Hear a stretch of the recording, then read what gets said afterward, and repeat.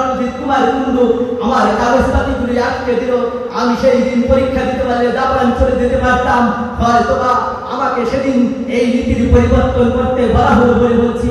আমার বাবা একজন রিক্সা চালক, আমার বাবা আমাকে খাওয়াবে, কিন্তু আমি কখনো নীতির পরিবর্তন করবো না। আমার দৃষ্টিশক্তি কম, কিন্তু আমার অন্তরে চক্ষু খোলা আছে। আমি তার হাত ধরে শপথ করছি, তার সে যতদিন জীবিত আছে তাদের কারোর সাথে আমি বেইমানি করতে পারবো না। আল্লাহ পাক আমার সকল আশা পূরণ করেছে। আমার 3টি বোন, কখনো কোনো আত্মিক পরিবারের সাথে আত্মীয় করি নাই, আল্লাহ সেই আশা আমার পূরণ করেছে।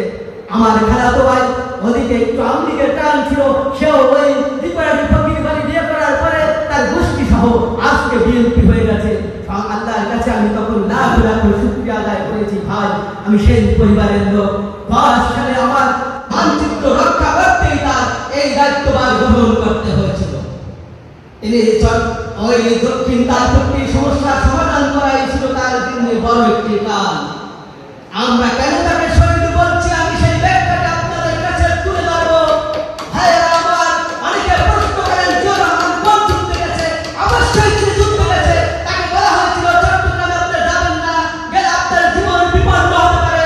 জিয়াউর রহমান বলেছিলেন, আমি কথা যখন দিয়েছি চট্টগ্রামে যাবই, মুসলমানের মৃত্যু হলে একবারই হয়। সংগ্রামী সাথী বন্ধুগণ আমার, এই সেই নেতা আমাদের জিয়াউর রহমান। আর অনেকে প্রশ্ন করেন জিয়াউর রহমান নাকি মুক্তিযোদ্ধা না, তাহলে জিয়াউর রহমানকে খেতাব দেওয়া হলো কেন? এই খেতাব দিয়েছে কে? তার কি শাস্তি হবে? সংগ্রামী সাথী বন্ধুগণ আমার, জিয়াউর রহমান যদি মুক্তিযোদ্ধাই না হয় তাহলে তাকে কেন খেতাব দেওয়া হলো?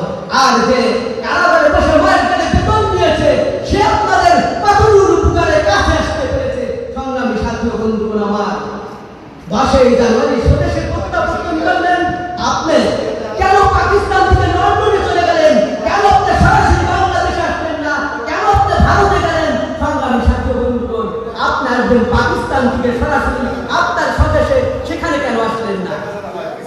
10ই জানুয়ারি যখন আপনি আসলেন, তখন জনতার মঞ্চে কেন উঠলেন না? আপনার মঞ্চে কেন উঠলেন? সংগ্রামী সাথী বন্ধুগণ আমার, এমন অনেক ইতিহাস রয়ে যায়। 72-এ আপনি যখন সংবিধান তৈরি করলেন, সংবিধানে কেন বিসমিল্লাহ থাকলো না? নামাজের জন্য কেন পার্লামেন্টের বিরতি থাকলো না? কেন মাথা নিচু করে পার্লামেন্টে ঢোকা লাগলো? সংগ্রামী সাথী বন্ধুগণ, এইভাবে ইতিহাস মানুষের সাক্ষী দেয়। আমরা ইতিহাস পড়ছি, আমরা ইতিহাস জানি, আমরা ইতিহাস বুঝি।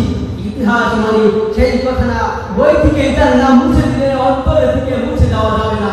সংগ্রামী সাথী বন্ধুগণ আমার, সারা বিশ্বে 2টি রাষ্ট্র আছে, যে 2টি রাষ্ট্রে শিশুদের জন্য ভাবনা করেছিল। প্রতিবেশী রাষ্ট্র ভারত, আর আমাদের দেশে বাংলাদেশে জিয়াউর রহমান শিশুদের জন্য শিশু একাডেমি করেছেন, মহিলা ও শিশু বিষয়ক মন্ত্রণালয় করেছেন, ওয়াইসির সভাপতি ছিলেন। ভাইরা আমার, তিনি সার্কের উদ্যোগ নিয়েছিলেন, সেই সার্ক বাস্তবায়ন হয়েছে 85 সালে ঢাকাতে।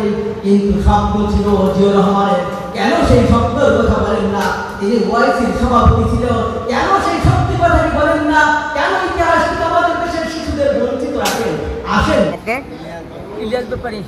আপনার বাসা কোথায়? হাজিরহাওলাই। হাজিরহাওলা? হ্যাঁ।